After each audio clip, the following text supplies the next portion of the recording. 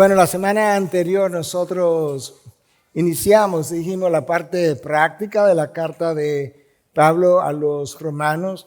A partir del capítulo 12 vimos 2 versículos y dijimos que en los primeros 11 capítulos Pablo desplegó toda la teología relativa a la condenación del hombre y a la salvación de Dios. La salvación de un hombre que estaba perdido y que andaba en el mundo conforme a la concupiscencia de su corazón y que la gracia de Dios decidió visitarnos. Y entonces, una vez salvo y una vez entendidas todas las grandes misericordias de Dios para con nosotros, en 11 capítulos, Pablo pasa a decirnos en el versículo 1 y 2 de qué manera nosotros debiéramos estar viviendo. Y lo primero que dice es que yo debiera dedicar todo mi cuerpo, el cuerpo físico, el cuerpo que sirve de morada a mi espíritu, que sirve de morada al Espíritu Santo,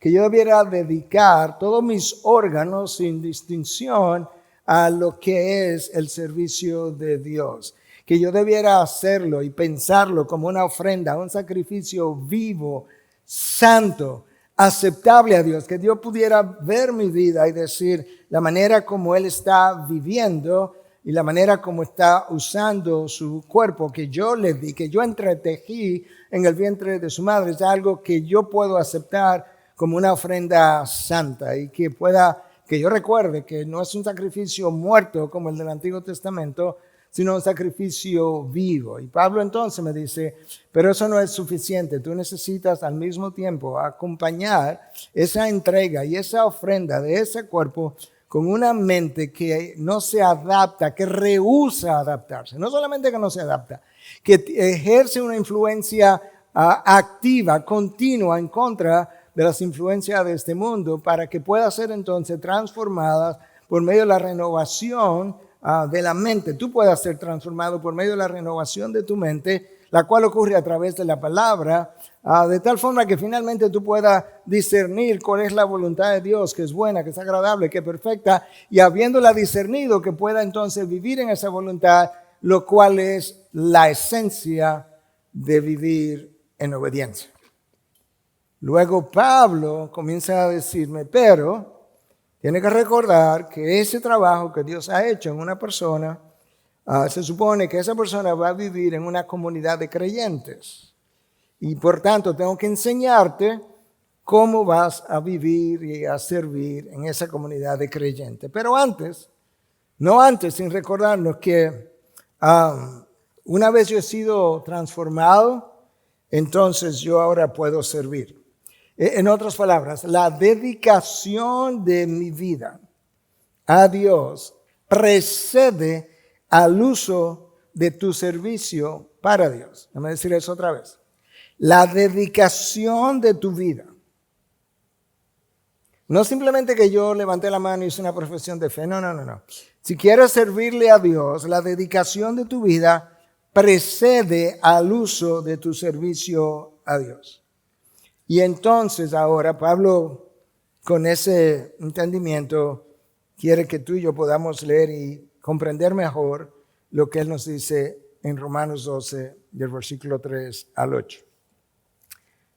Esta es la palabra de Dios. Porque en virtud de la gracia que me ha sido dada, digo a cada uno de ustedes que no piense de sí mismo más de lo que debe pensar, sino que piense con buen juicio según la medida de fe que Dios ha distribuido a cada uno. Pues así como en un cuerpo tenemos muchos miembros, pero no todos los miembros tienen la misma función, así nosotros, que somos muchos, somos un cuerpo en Cristo e individualmente miembros los unos de los otros. Pero teniendo diferentes dones, según la gracia que nos ha sido dada, usémoslos. Si el de profecía, úsese en proporción a la fe. Si el de servicio, en servir. O el que enseñe, en la enseñanza. El que exhorta, en la exhortación. El que da con liberalidad. El que dirige con diligencia. El que muestra misericordia con alegría. Si tú miras el texto, yo creo que el texto te puede llevar a entender de qué trata inmediatamente. Yo he titulado el mensaje de esta manera: equipados por gracia, de eso habla el texto, para agradar al dador, y enfatiza la palabra dador. Ese es el eje del mensaje. Todo lo que yo tenga que decir tiene que estar relacionado a esa idea de que hemos sido equipados por gracia con una función, y es la de agradar al dador. Pero antes de eso, Padre me dice que yo necesito detenerme. Antes de Él decirme cómo funcionar dentro del cuerpo de Cristo, Él quiere que yo me detenga y haga una autoevaluación y que la pueda hacer de manera humilde. Padre me va a presentar una lista de dones, que esa lista no es exhaustiva, pero es una ilustración, y Él quiere que antes de Él hablarme de los dones, yo pueda entender mejor cómo es que esto opera. Y Él comienza diciéndonos que en virtud de la gracia que me ha sido dada, en otras palabras, Él está reconociendo que para Él poder hablarme con sabiduría y con autoridad, como un apóstol hacía, Él también requirió una medida de gracia para su apostolado.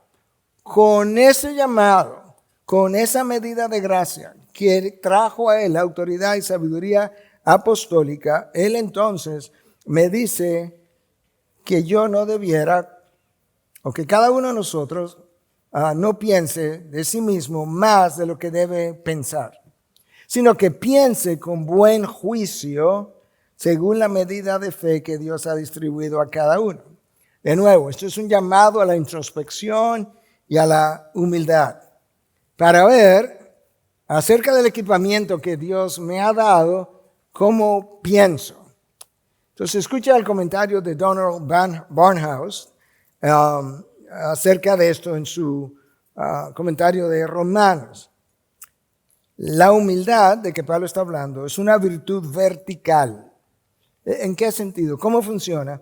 Que nos lleva a medirnos en cada momento teniendo a Dios como comparación. Vamos a detenernos ahí un momentito.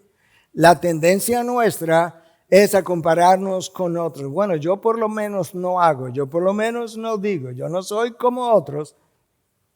La humildad usa a Dios como medida de comparación. Por eso que Cristo dijo: aprended de mí que soy manso y humilde. Esa virtud vertical que se compara con Dios, dice Barnhouse, no tiene nada que ver con la virtud horizontal que mide a un hombre en relación a otro hombre.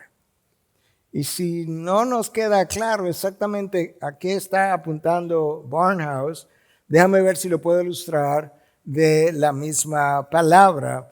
Cuando uno lee en el Pentateuco, se nos dice que Moisés era el siervo más humilde sobre la faz de la tierra. Cuando Dios comienza a llamar a Moisés para usar a Moisés y le ofrece la oportunidad de volver a Egipto, escucha lo que Moisés dice en 3:11 del libro del Éxodo. ¿Quién soy yo para ir a Faraón y sacar a los israelitas de Egipto? Nota que Moisés no dice: sí, claro, yo fui príncipe de Egipto, yo tengo un abolengo allá, yo crecí allá, llegué a gobernar de cierta manera allá 40 años en el desierto, liderando bajo mi suegro. Eso me ha dado sumisión. Claro que Dios me iba a fijar en mí. No. ¿Quién soy yo, Dios? Es esa comparación con Dios que lleva a David a decir: ¿quién soy yo, oh Señor Dios? ¿Y quién es mi casa para que me hayas traído hasta aquí? Segundo de Samuel 7:18. ¿Quién soy yo? Yo no sé por qué tú me escoges, por qué tú quieres que yo sea rey. Es lo que llevó al profeta Isaías cuando tiene el encuentro con Dios. Recuerda que la comparación es con Dios, a decir: wow, pero yo soy un hombre de labios impuros. Y sabes qué, Dios, yo incluso no estoy ni siquiera por encima del pueblo. Es un pueblo de labios impuros, al igual que yo. Wow. Es lo que lleva a Daniel en un momento dado a decir, yo y mi pueblo hemos pecado contra ti. Yo puedo ser el profeta en Babilonia porque tú has enviado al pueblo al exilio y me has enviado a mí como profeta tuyo, pero sabes que mi pecado está también junto con el pecado de ellos y todos nosotros juntos somos los culpables de estar aquí en Babilonia. Pero tú tienes que tener una medida justa de quién tú eres para hablar así. O Nehemías, que también estaba en Babilonia, que también estaba en el exilio. Y cuando él comienza a orar a Dios, dice, sí, yo y la casa de mi padre hemos pecado. Wow. Ahora tú comienzas a entender lo que implica que no piense de sí mismo más de lo que debe pensar. Ok, comencé a entender, Pablo, pero ¿cómo lo hago? Bueno, escucha, que piense con buen juicio, según la medida de fe que Dios ha distribuido a cada uno. Que piense con buen juicio. Ok, yo puedo como entender la frase, pero ¿cómo hago eso? ¿Cómo me mido con buen juicio? Bueno, para comenzar, para poder hacerlo con buen juicio, yo necesito una mente transformada. Versículo 2, que está antes de este, que es versículo 3. Yo necesito una mente transformada. No puedo estar midiéndome según el mundo mide. Tiene nada que ver con logros, no tiene nada que ver con quién yo soy, no tiene nada que ver con la fama de mi nombre. No. Yo necesito otra mente completamente diferente. Yo necesito una mente espiritual. Yo tengo que recordar también, para medirme con sano juicio o pensar con sano juicio, que al final lo que yo tengo, yo lo he recibido. Dios es el dador y realmente eso no tiene nada que ver con la excelencia de mi vida en lo más mínimo, es por pura gracia. Ok, ahora estoy pensando con buen juicio y aún más. Yo no puedo permitir que las emociones nublen mi razón. Wow, ¿quién soy? Lo que me gusta, lo que deseo. Claro, porque se trata de mí. Claro, porque imagínate los logros que he tenido. No tiene nada que ver con eso. Cuando piensas de esa manera, tú tienes un juicio enfermo. O yo sí lo he hecho en algún momento.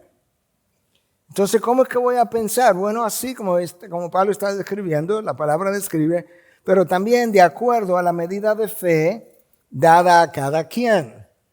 Bueno, esa frase final, la medida de fe dada a cada quien, ha tenido varias interpretaciones y se hace difícil entender a la luz de una serie de cosas que pudiéramos decir de la frase en el original.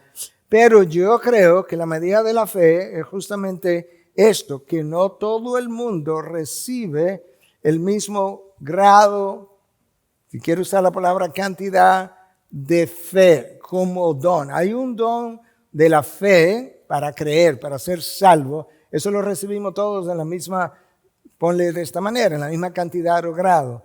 No, pero si tú piensas, tú crees que la fe que Moisés exhibió para enfrentar a Faraón con una vara solamente, sin ejército, y confrontarlo durante 10 plagas consecutivas, ¿es la fe que todos nosotros exhibimos? Claro que no.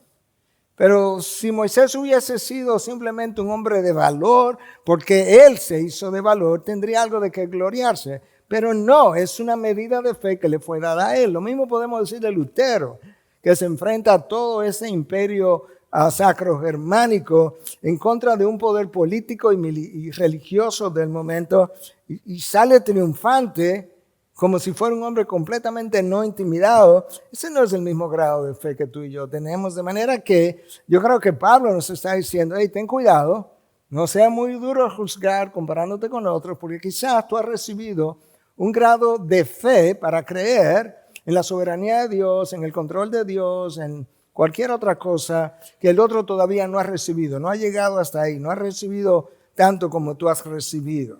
Eso es una medida de ti mismo como sopesada, equilibrada. Y ahora Pablo me dice, tú necesitas eso para luego saber cómo comportarte en el cuerpo de Cristo de una manera que sea armónica. Y él comienza a ayudarme a entender que de la misma manera que en el cuerpo humano, las diferentes partes del cuerpo funcionan armónicamente y en coordinación la una con la otra, sin que una sea más importante que la otra, que de esa misma manera, en el cuerpo de Cristo, los miembros del cuerpo, que somos nosotros, tenemos que funcionar sabiendo que no hay ninguno de nosotros que es más importante que el otro. Y él aborda esa idea en los versículos 4 y 5 y la expandió mejor, y ahí vamos a llegar cuando escribió a los Corintios. Escucha, pues así como en un cuerpo tenemos muchos miembros, pero no todos los miembros tienen la misma función, el ojo, el oído. Así nosotros, que somos muchos, somos un cuerpo en Cristo e individualmente miembros los unos de los otros. Lo que Pablo quiere hacer con la iglesia de Roma, a donde él no lo había visitado todavía, es evitar lo que ocurrió en la iglesia de Corinto. En la iglesia de Corinto los miembros eran inmaduros. Pablo le llama niños, carnales, llegó a llamarle. Y ellos recibieron muchos dones y abusaron los dones. Y no solamente abusaron los dones, sino que algunos se creían superior a otros porque tenían ciertos dones que otros no tenían, sobre todo el don de hablar en lenguas, que total es el más fácil de falsificar, literalmente hablando. Pero ahí estaban, considerándose superiores. Y Pablo quiere que la iglesia de Roma entienda que no, que todos los miembros, no importa quiénes, necesitan ser respetados, usados, honrados y reconocidos, todos. Y por eso, cuando él escribió a la iglesia de Corinto, en su primera carta, capítulo 12, del 21 al 26, escucha cómo él explica. Y el ojo no puede decirle a la mano, no te necesito, ni tampoco la cabeza a los pies, no los necesito. Por el contrario, la verdad es que los miembros del cuerpo que parecen ser los más débiles son los más necesarios. Y las partes del cuerpo que estimamos menos honrosa, a esta la vestimos con más honra. ¿Tú sabes a cuál parte Pablo se está refiriendo? Así que las partes que consideramos más íntimas, ahora te queda más claro, reciben un trato más honroso, ya que nuestras partes presentables no lo necesitan. Mi mano puede estar descubierta, pero otras partes no. Pero así formó Dios el cuerpo, dando mayor honra a la parte que carecía de ella, a fin de que en el cuerpo no haya división, sino que los miembros tengan el mismo cuidado unos por otros. Si un miembro sufre, todos los miembros sufren con él. Y si un miembro es honrado, todos los miembros se regocijan con él. ¿Tú notaste por qué Pablo le explica a los corintios la necesidad de funcionar correctamente después de haber sido bendecido con los dones? Escucha por qué. Versículo 25 del texto que leí. A fin de que, ese es el propósito, en el cuerpo no haya división, no haya grupismo. Hermano, yo no sé si tú has prestado atención. Desde la época de Moisés hasta el Nuevo Testamento, cuánto Dios rechaza la división en el cuerpo de Cristo. En el tiempo de Moisés, un grupo fue juzgado severamente por causar la división y pagaron hasta con sus vidas. En el Nuevo Testamento, Pablo le escribe a Tito en 3:10 y le dice: al hombre que cause divisiones después de la primera y segunda amonestación, recházalo. No hay una tercera. Porque una iglesia dividida no es un buen testimonio del poder de Cristo en nosotros, no es un buen testimonio del poder del Evangelio, no es un buen testimonio de la gracia del Evangelio, no es un buen testimonio de la misericordia de Dios, no es un buen testimonio para el Dios que perdonó y nos reconcilió con el Padre, no lo es. Y ahora Pablo está diciendo, lo vio en Corinto ya, que unos decían yo soy de Pablo, otro de Cefa, otros no, yo no soy de ninguno, solo de Cristo. Y ese orgullo, ¿de dónde salió? Y la necesidad de la unidad del cuerpo de Cristo es tal que Cristo en el aposento alto, apenas ahora de ser crucificado, imagínate que tú eres la segunda persona de la Trinidad, estás orando el Hijo al Padre, horas antes acerca de las cosas más cruciales para el cuerpo de Cristo que Él va a estar dejando, y 3 veces en una sola oración Él menciona la necesidad de la unidad. Escucha, Juan 17:11. para que sean uno, así como nosotros somos uno. 17:21, para que todos sean uno. 17:22, para que sean uno, así como nosotros somos uno. ¿Te imaginas? 3 veces, para que todo el cuerpo, miles de personas, podamos ser uno. Y a veces nosotros, Dios nos une en matrimonio y no podemos ser ni una sola carne. Es vital, porque cuando la división reina, el único ganador es Satanás entre nosotros.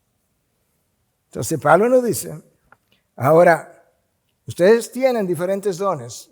Eso hace más necesario el entendimiento de los dones para saberlo cómo usar y para evitar la división.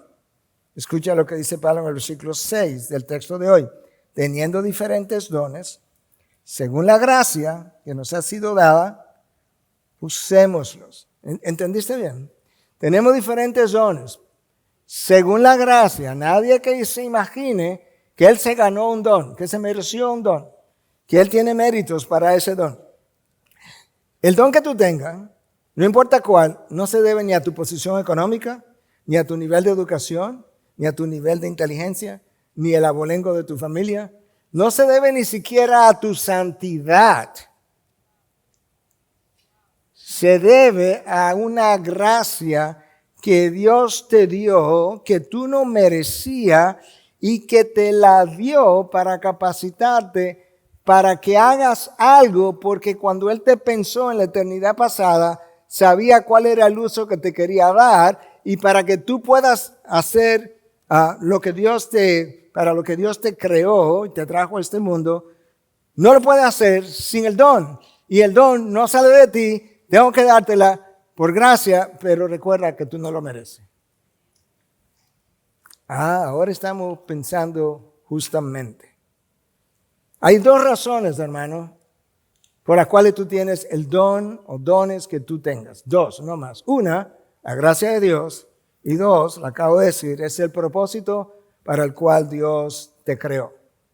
Efesios 2:10, somos hechura suya, creados en Cristo Jesús, para hacer buenas obras que Dios preparó de antemano para que anduviéramos en ella. En otras palabras, lo he dicho múltiples veces aquí, IBI no es algo que el pastor Miguel Núñez verá como se ingenia por sí solo y viene a realizar su sueño a República Dominicana. No. Esto es algo en la mente de Dios.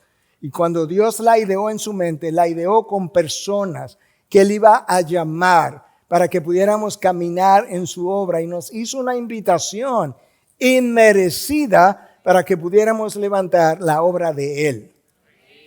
Eso es como ocurre. Entonces, en el cuerpo de Cristo, mis dones y talentos y la eficacia y eficiencia con la cual yo llevo a cabo las tareas que hago, junto con la pasión con la cual hago la tarea asignada, confirman los dones y talentos que Dios ha puesto en mí, así como el llamado recibido. Yo lo he ilustrado en grupos pequeños de la iglesia, lo he ilustrado quizás desde aquí, pero yo he dicho públicamente, verá, yo no sé de música, no sé cantar, pero imagínate que yo me soñé anoche, me cayeron malas enchiladas, me soñé anoche que yo podía cantar y yo vengo al grupo de adoración y quiero una audición, pero resulta que no doy para eso. Pero yo insisto que sí, que Dios me hizo un llamado anoche mientras yo dormía. Entonces era que quizás dormiste, quizás soñaste. El problema es que la realidad no se compagina con lo que soñaste. Y entonces ahora yo digo, bueno, ok, tengo que pensar con la medida justa de que habla Pablo. Y según los dones, Pablo dice, versículo 6, usémoslos. Ok, vamos a comenzar a pensar ahora a través de la palabra interpreta la palabra, que ya estamos listos para usarlos. ¿Qué más yo debo pensar, Pablo, antes que tú me definas estos dones específicos? Bueno, recuerda lo que le dije a la iglesia de Colosa cuando le escribí en 3:23. Todo lo que hagan, háganlo de corazón como para el Señor y no para los hombres. Todo lo que hagan, háganlo para el Señor y no para los hombres. En otras palabras, Pastor Miguel, si después de tú predicar, enseñar y servir unos años, tú te sientes decepcionado con la respuesta de la gente y te agria y te resiente y te aira y te molesta y te frustra, con lo que la manera como reaccionaste reveló que lo hiciste para los hombres. Porque yo nunca te he decepcionado, nunca te he faltado, nunca te he dejado de acompañarte. Si lo hubiese hecho para mí, otra historia fuera.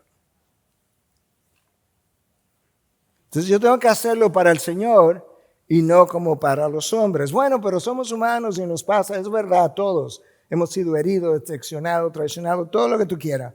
Al final tiene que recogerte y decir, sí, pero es para el Señor que tengo que hacerlo, de manera que tú deja atrás, como hizo Pablo, dejando atrás, ¿verdad? Ya olvido lo que queda atrás y me ejercito hacia lo que queda adelante. Entonces nosotros ejercitamos, somos llamados a ejercitar los dones para servir a los hombres. Escucha, para que no me malentienda. Somos llamados a ejercitar los dones para edificar el cuerpo de Cristo, con lo cual implica que estoy ejercitando el don para servir a los hombres. Esa es la meta, pero la motivación es agradar al dador y hacerlo para la gloria de Él. La motivación es agradar al dador y hacerlo para la gloria de Él. De ahí mi título, equipados por su gracia para agradar al dador. Ahora, permíteme hacer un par de observaciones más antes de llegar a los dones particulares que Pablo menciona. Si Dios me da un don en particular y no lo uso, yo estoy en pecado. Estoy en pecado porque con el no uso le estoy diciendo a Dios, no, yo estoy insatisfecho con el don recibido. No me interesa lo que tú quieres para mí y no lo voy a hacer hasta que tú no me des el don que yo quiero. ¿Qué es lo que estaba pasando en Corinto? Que unos tenían un tipo de don, pero ellos no querían eso. Ellos querían hablar en lenguas. Llama mucho la atención. Por otro lado, si Dios me capacita con un don espiritual y lo uso, pero pobremente, porque soy un holgazán espiritual. Tú sabes que hay vagos en la vida, ¿verdad? Que no quieren trabajar, pero los hay en el mundo espiritual. Entonces, si yo soy un holgazán espiritual, no puedo esperar que Dios me traiga más bendiciones, porque con la primera que te di no has hecho nada. Ya probé que soy infiel en el uso de lo que me ha dado.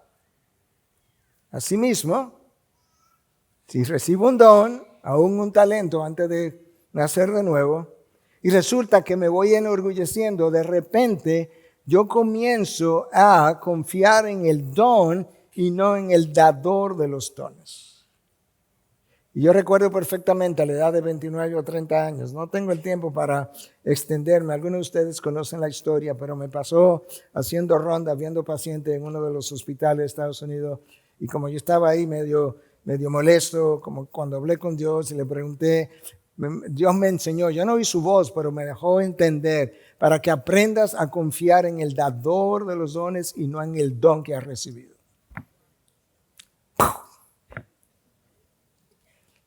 Pero eso no puede pasar. Yo puedo comenzar a confiar en un don en particular o el don de la enseñanza y descuidarme, no cultivarlo, venir con poca preparación porque al final yo tengo experiencia, yo he hablado de eso, he hablado mucho y que yo al final sea descalificado. Por eso que el apóstol Pablo dice, no, yo no corro así, yo no corro como sin meta, no seas que yo, habiendo predicado a otro, entonces sea descalificado. Sí, Dios puede descalificarme. Y esa es la razón por la que él escribe a los Filipenses en 2:12 y le dice, ocúpense de su salvación con temor y temblor. Y algunos podrían decir, pastor, pero una vez yo salvo, siempre salvo. Bueno, es que esa frase, dicha de esa manera, como que transmite algo que tú no has entendido. Porque pasar rasando no es la meta del cristiano, número uno. Y número dos, si tú no cuidas tu salvación con temor y temblor, hay cosas de tu salvación que Dios te puede quitar y tú y yo no la vamos a pasar bien. El apóstol Pablo, entonces, habiendo introducido como la idea de los dones Recuerda que Pablo ya tenía 25 años siendo misionero, ya había plantado la iglesia de Corinto, la iglesia de Colosa, prácticamente la gran mayoría de las iglesias. Él sabe de qué está hablando. Él sabe lo que quiere prevenir ahora en Roma. Y entonces él da esta lista de dones. Hay 3 listas diferentes, además de esta que tenemos aquí. Una aparece en 1 Corintios 12, del 4 al 11. Ahí mismo en 1 Corintios 12, versículo 28, y en Efesios 4, 11. Ninguna de esas listas es exhaustiva. Yo no sé si sumamos todos los dones en esas 4 listas, 3 o 4 listas. Yo no estoy seguro tampoco de que sea exhaustiva, pero esos son los que tenemos. Y Pablo comienza entonces, de los 7 dones, él comienza con el don de profecía. No sé por qué, pero yo me imagino. Si el de profecía, úsese en proporción a la fe. Hermanos, la mayoría de nosotros entendemos que el don de profecía primariamente tiene que ver con predecir el futuro. Y tiene que ver con eso, pero no de manera primaria, porque Isaías sirvió como por 50 años como profeta. No, él no se levantó todos los días. Hagan fila para ver cuál es la profecía de hoy. No, el don de profecía tenía mucho y tiene que ver con la exposición de la voluntad de Dios, que en el Antiguo Testamento venía directamente al que tenía el oficio de profeta. Una cosa es traer una profecía, como vamos a ver un momento en Corinto, y otra cosa es tener el oficio de profeta. Y en el Nuevo Testamento ahora, completada la revelación de Dios, cuando un pastor expone la voluntad de Dios en su palabra, eso es una función profética del pastorado. De hecho, hay evidencia en el Nuevo Testamento de que este don profético estaba pasando, y la evidencia no es liviana, es pesada.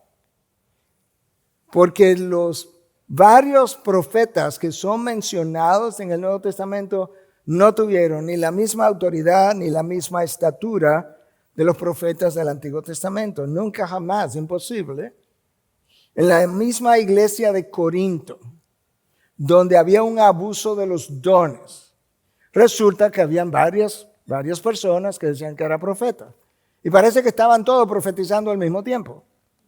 Quizás como hacemos nosotros los dominicanos, que hablamos todo al mismo tiempo y queremos que uno se oiga más que el otro. Y Pablo le dice en 1 Corintios 14, versículo 29, y que 2 o 3 profetas hablen, 2 o 3, ya. Y los demás juzguen. Oh, eso no era lo que hacían con Isaías. Así que oye lo que dice Isaías. Ahora, ¿qué ustedes piensan de lo que Isaías dijo?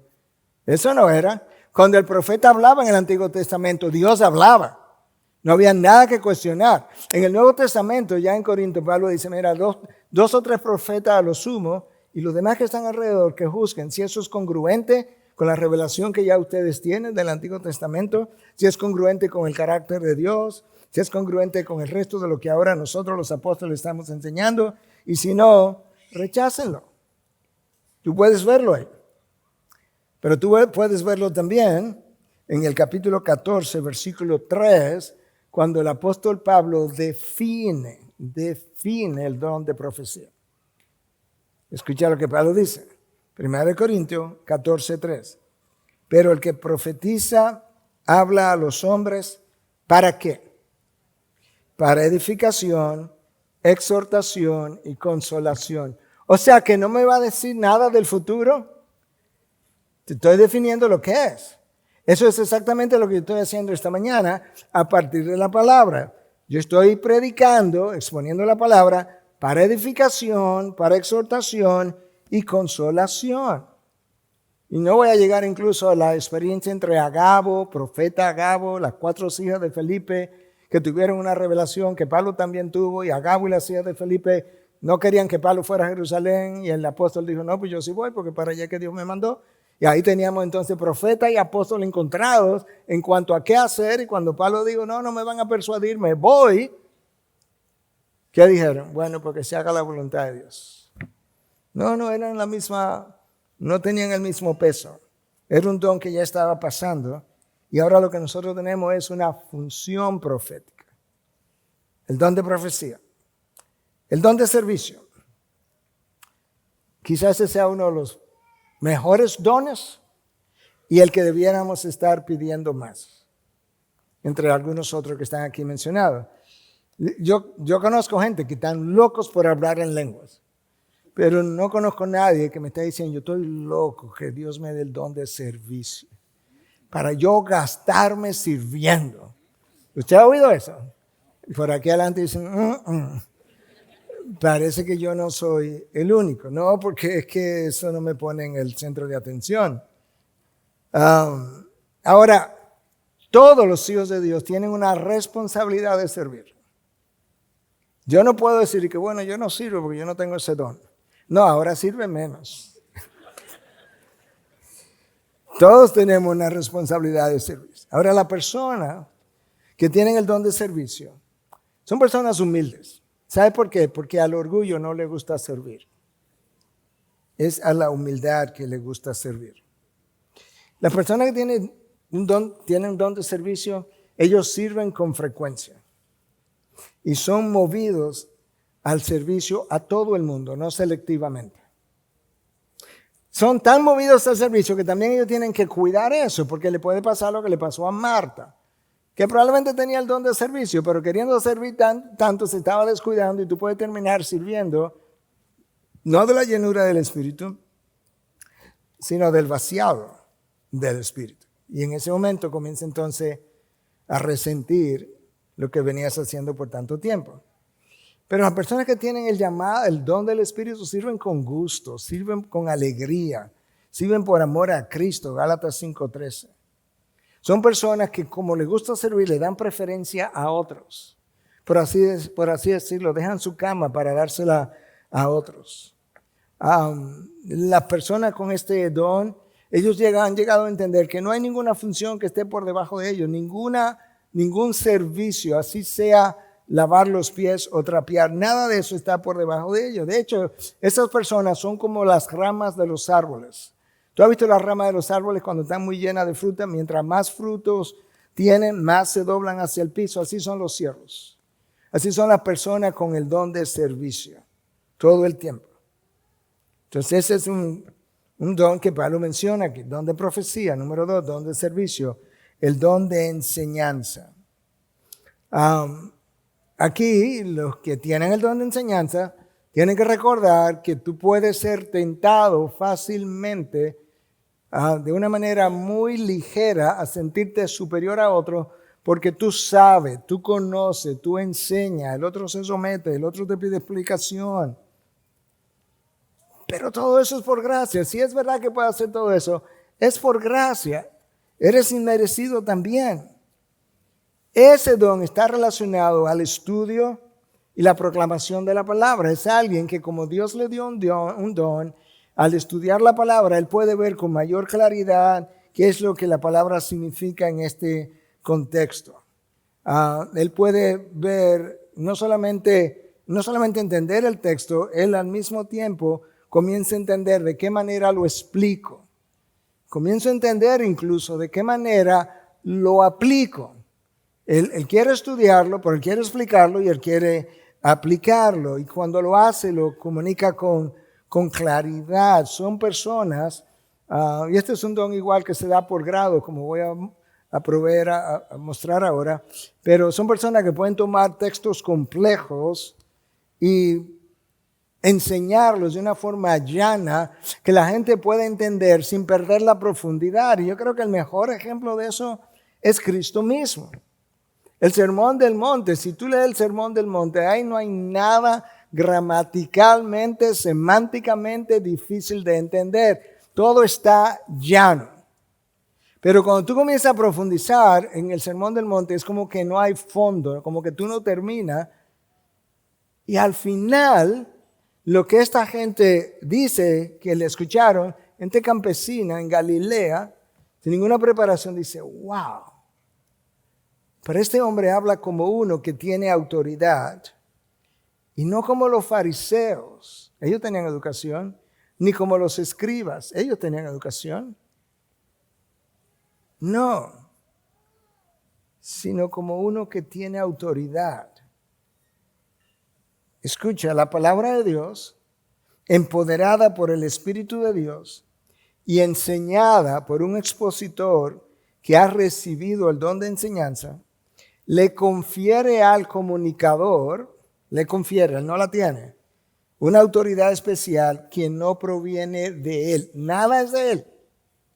La palabra proviene de Dios, la capacidad de entender proviene de Dios, la capacidad de hacerlo claro y hacer simple lo complejo proviene de Dios, la capacidad de saber qué está pasando ahí en la audiencia para aplicarlo proviene de Dios, el poder proviene de Dios, la autoridad con la que sale la palabra proviene de Dios. ¿De qué me voy a enorgullecer? De nada. La persona con ese don espiritual, una persona con el don espiritual de la enseñanza, puede entender y explicar un texto mucho mejor que una persona que no tiene el don, pero tiene un doctorado en Biblia. Y es tan sencillo como comparar liberales con PhDs en Biblia que llegan a unas conclusiones extraterrestres y gente más sencilla, sin educación formal, que entiende mucho mejor y de una forma hasta llana muchas veces lo que Dios ha querido comunicar. ¿Por qué? Porque las cosas espirituales se disciernen por medio del Espíritu y el que no ha creído no tiene el Espíritu. Tan sencillo como eso. El don de enseñanza es un requisito para los que son llamados a pastorear el pueblo de Dios. Eso no quiere decir que todo el mundo que tenga un don de enseñanza ya fue llamado, no, pero si eres llamado a pastorear, necesita el don de enseñanza. Y la persona que tiene el don de enseñanza, entonces él o ella, disfruta aprender para enseñar. Disfruta enseñar para discipular. De hecho, aún sin ser pastor, personas con el don de enseñanza como que siempre andan pendiente o buscando de alguien a quien puedan discipular, que quieran enseñar, porque eso le produce gozo. Ese es un don que encuentra una aplicación extraordinaria en el salón de consejería. Porque tengo que explicarle a otro, de consejería bíblica, sobre todo tengo que explicarle a otro lo que la palabra dice y cómo tengo que explicársela y luego aplicársela al contexto que me está trayendo. Ese individuo con don de enseñanza disfruta enseñar aun si no es centro de atención. Él quiere enseñar a Cristo. Él quiere hacer a Cristo famoso. Su fama, su apellido, en buen dominicano, permítame decirlo, le da 2 pitos. Para eso no es que él vive. Ese es un don mandatorio para aquellos que ejercen el pastorado, pero no solamente está presente en los pastores.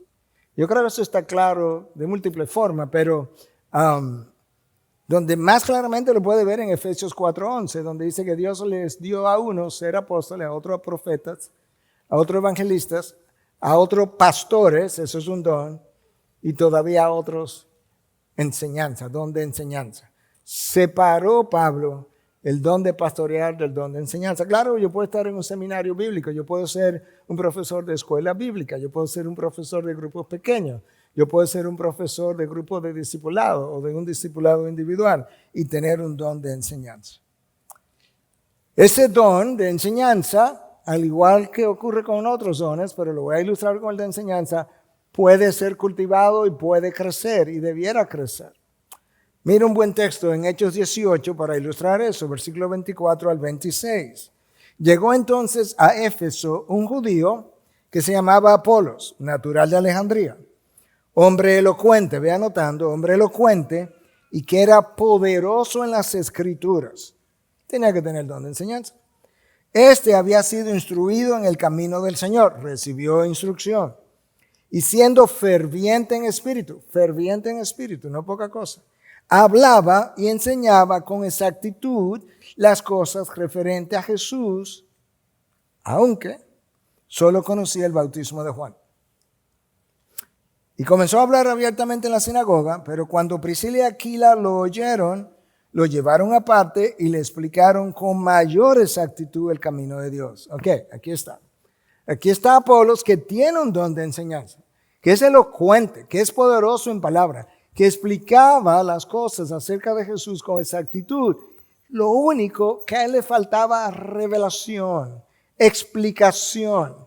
Priscila y Aquila, que también tenían el don de enseñanza, lo escucharon enseñar en un momento dado, como tenían el don de enseñanza también y tenían entendimiento y habían trabajado con Pablo. Dijeron, que a él le falta algo. Entonces no se pararon, levantaron la mano y lo corrigieron ahí, lo llamaron aparte, como debe ser, y le explicaron con mayor exactitud el camino de Dios. Lo que dice que el que recibe el don de enseñanza tiene que ser humilde para saber que él tiene cosas que desaprender, otras que tiene que aprender mejor, como el caso de Apolos, y otras que él tiene que corregir porque estaban erradas, y él puede ser enseñado todo el tiempo. Que hay personas con dones de enseñanza que van delante de nosotros, e incluso que han muerto ya, pero que nos dejaron sus enseñanzas y que yo puedo aprender de todos ellos. Y de ahí la necesidad de la humildad para poder ser enseñados. Por eso tú puedes ver con el don de enseñanza y con otro que tú puedes cultivarlo, tú puedes desarrollarlo. O puedo no usarlo. Y quizás la parábola de los talentos nos puede ayudar, aunque no estaba hablando de dones específicamente, pero yo creo que ayuda, ilustra algo bastante bien. Un hombre recibe un talento, otro recibe 2 y otro recibe 5. El de 5 devuelve 10. Bueno, eso que le dieron, él lo cultivó, lo reprodujo y entregó 10. Su amo estaba contento.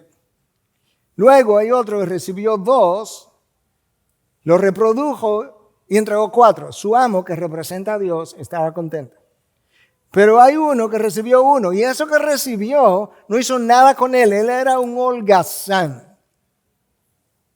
Incluso la respuesta que dio revela qué tipo de corazón tenía, porque cuando el amo regresa le dice, yo no te di un don, un talento. Sí, ¿y qué tú hiciste? Bueno, yo sabía que tú eres un hombre duro y lo escondí. Aquí está el talento. ¡Wow! Pero ese talento representa también mis bendiciones en todo el sentido de la palabra e incluye mis dones. Se supone que yo debo cultivar mi don, desarrollar mi don. Don número 5, creo. El don de la exhortación. La palabra viene del griego paraklesis, que implica como venir al lado, pero la aplicación tiene que ver con alguien que viene al lado a hablarte, a animarte, a motivarte, a enseñarte, a consolarte. Pero puede ser también, incluye todo esto, a confrontarte. Ahora escucha, cuando alguien que viene a confrontar a otro no tiene el don de exhortación, frecuentemente él causa más daño que bien. Porque el don de exhortación se supone que trae la confrontación y con una mano te hiere y con la otra mano trata de sanarte. Él no puede no confrontar porque él tiene un llamado de parte de Dios. Pero él sabe cómo hacerlo. Eso no implica que no me hiera, porque hay muchas cosas que producen heridas en mí que no tienen nada que ver con el otro, sino por mi orgullo y ultrasensibilidad. Pero el que tiene el don de exhortación, por lo menos él trata de la mejor forma posible de sanar tu herida. Yo creo que el mejor ejemplo en el Nuevo Testamento de esa persona es Bernabé. Su nombre, Bernabé hizo honor a su nombre, significaba hijo de consolación. ¿Tú recuerdas cómo Pablo se convierte? Pablo era un perseguidor de la iglesia. Cuando Pablo trata de penetrar a los círculos de la iglesia, ay no. O sea, Ananías, cuando el Señor se le apareció para que fuera a hablar con Pablo, no Señor, pero o sea, que él es un perseguidor de la iglesia. Y Bernabé toma a Pablo de la mano y lo introduce a la iglesia. Bernabé era como su carta de triunfo, su carta de presentación. Bueno, si Bernabé, el hijo de consolación, lo recomienda, entonces vale la pena prestar atención. Y lo recibieron. Pero luego, Resulta que Pablo iba a emprender un segundo viaje misionero. Y él había ido con un discípulo mucho más joven de nombre Marcos, quizás que no había recibido la medida de la fe que Pablo había recibido, y él quería ir. Y Pablo dice, no, Marcos no está listo para ir con nosotros. Y entre Pablo y y Bernabé se produjo un choque, un desacuerdo no pequeño, dice Lucas. Y entonces Bernabé, el hijo de consolación, dice, está bien, Pablo, yo me quedo con Marcos. Wow. Yo creo que ambos tenían razón. Probablemente Marcos no estaba listo, no estaba maduro para ir en un segundo viaje misionero a regiones más difíciles. Pero yo creo que Bernabé tenía razón. Marcos tiene potencial. Se quedó con Marcos y terminó escribiendo el Evangelio de Marcos. Eso es un discípulo con un don de exhortación. Hermanos, yo quisiera que Dios llenara la IBI con gente con el don de exhortación. Que llenara todas las iglesias. Tú sabes que a nosotros muchas veces nos gusta más el don de la crítica que el de la exhortación. ¿O no? Su misma risa lo dice. Nosotros debiéramos exhortar con la misma frecuencia que criticamos y condenamos. Pídele a Dios que te dé el don de exhortación. Olvídate de los dones milagrosos. Por otro lado, Pablo nos habla del don de dar. ¿Tú has oído a alguien diciendo, Señor, yo te pido encarecidamente que me dé un don para yo dar más? Todavía doy, pero yo quiero más. ¿Tú conoces a alguien? Para que me lo mande a consejería, porque anda mal. No, él anda bien. La persona que tiene el don de dar anda buscando la oportunidad de dar, literalmente hablando, de sus recursos, de las bendiciones que Dios le ha dado. En IBI hay gente que anda, no solamente tiene el don de dar, que anda buscando la oportunidad de dar. Y sabes que no es que te tiene que dar enormes cantidades, es conforme o en proporción a lo que Dios te ha dado. Pero yo conozco gente de pocos ingresos, porque hasta a mí me han querido dar recién llegado al país. Y no tenían nada. Es como tú vas a una gente de campo a veces y de lo poquito que tienen en una despensa o en un armarito te quieren dar también. Te dan su comida y se quedan sin comida. Eso es un don de dar. Tú eso en el libro de los Hechos, al principio, en los primeros 4 capítulos, alrededor del capítulo 4, todos tenían, yo creo que Dios derramó un don de dar especial por la condición de la iglesia y todos tenían todos en común y vendían sus cosas y las repartían y las vendían y llenaban las necesidades de otros. Eso es un don extraordinario. Próximo don, número 6 creo. El que dirige, que lo haga con diligencia. La Nueva Traducción Viviente dice, si Dios te ha dado la capacidad de liderar, toma la responsabilidad en serio. Hermano, en la iglesia el liderazgo no es algo ganado, no es algo por mérito, es un privilegio. Oh, wow, qué bueno. No, espera, es un privilegio inmerecido. Inmerecido completamente. Pero en las iglesias nosotros no tenemos un sistema como en las compañías, que debido al tiempo que tenga en la compañía, por seniority, te van pasando, ¿verdad? Te van promoviendo. No, porque en la iglesia no tenemos un sistema de promoción. No. Tenemos un sistema de reconocimiento.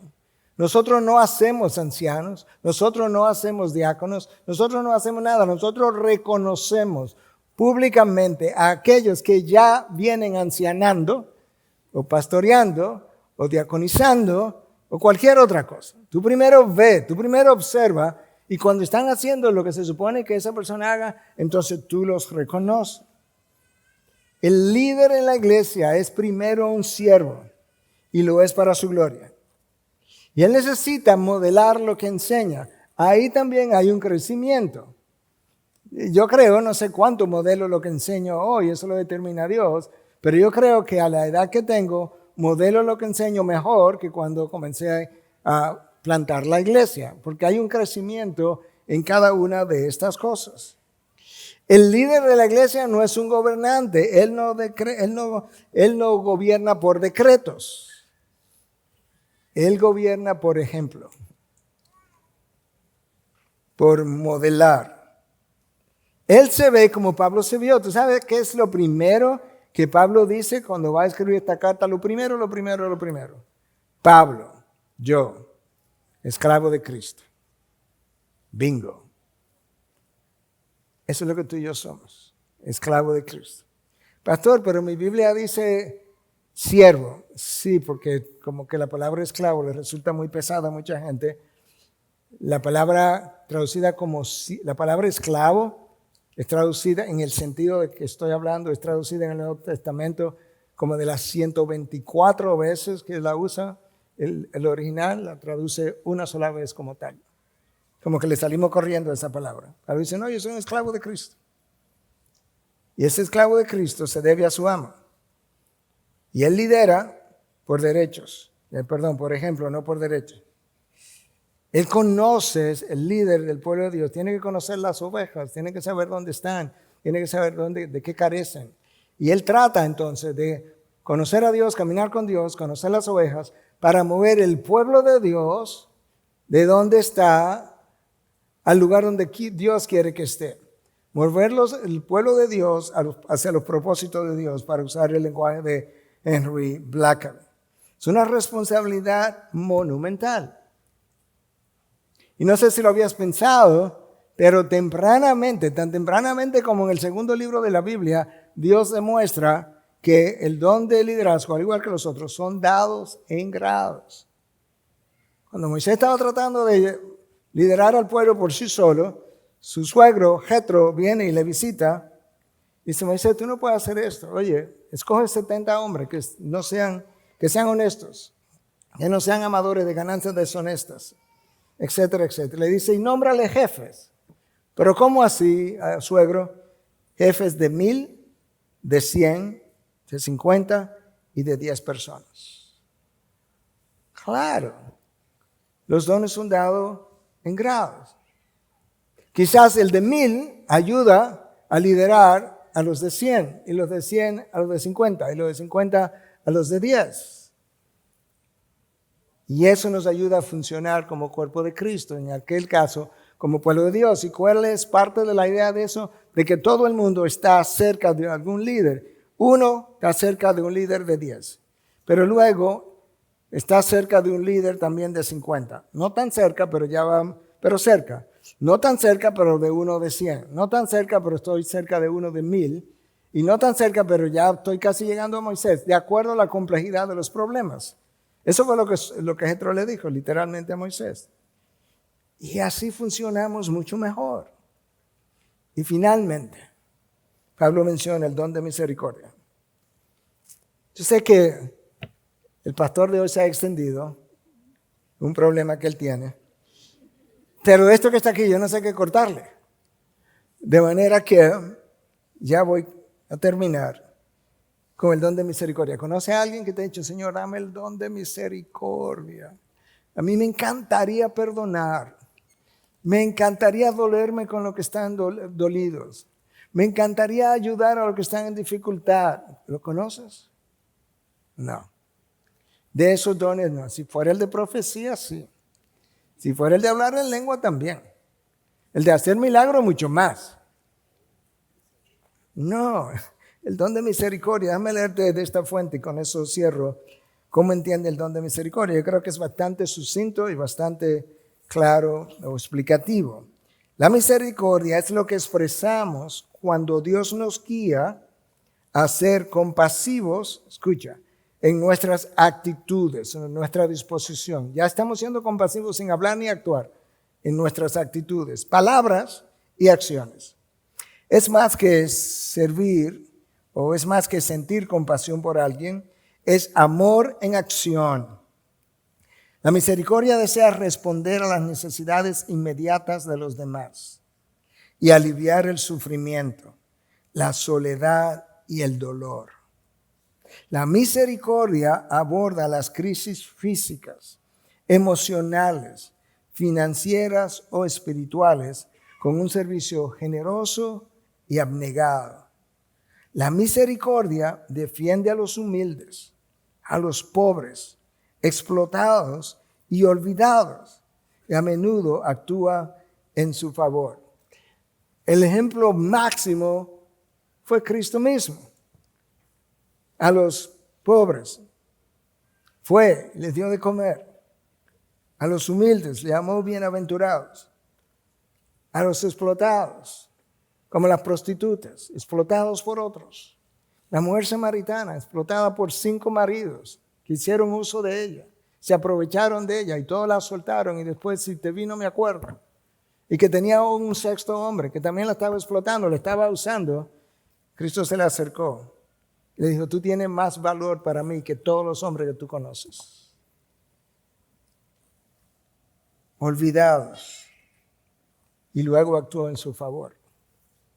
Y de esa misma manera, Cristo te vio a ti también y a mí como un pobre espiritualmente hablando, no importa cuánto dinero tuviéramos. Te vio también olvidado, no necesariamente porque no tuviera una familia, sino porque tú no eras perteneciente a los pactos, tú no eras de la ciudadanía de Israel, tú no pertenecías al pueblo de Dios, como bien describe Pablo. Y Él bajó y descendió, te redimió y te reconcilió con el Padre y te dio perdón. Y como no había forma de sacarte de tu prisión, Él fue y pagó no solamente la fianza, no, Él pagó la multa, la culpa que estaba sobre ti, fue y la pagó. Y dijo, bueno, ¿cuánto es el precio? No, es que no se paga con precio. Entonces, ¿cuál es con dinero? Entonces, ¿cuál es el precio? Se paga con sangre. Pues está bien, clávame. Y te libertó. ¿Y después le vas a devolver mezquinamente?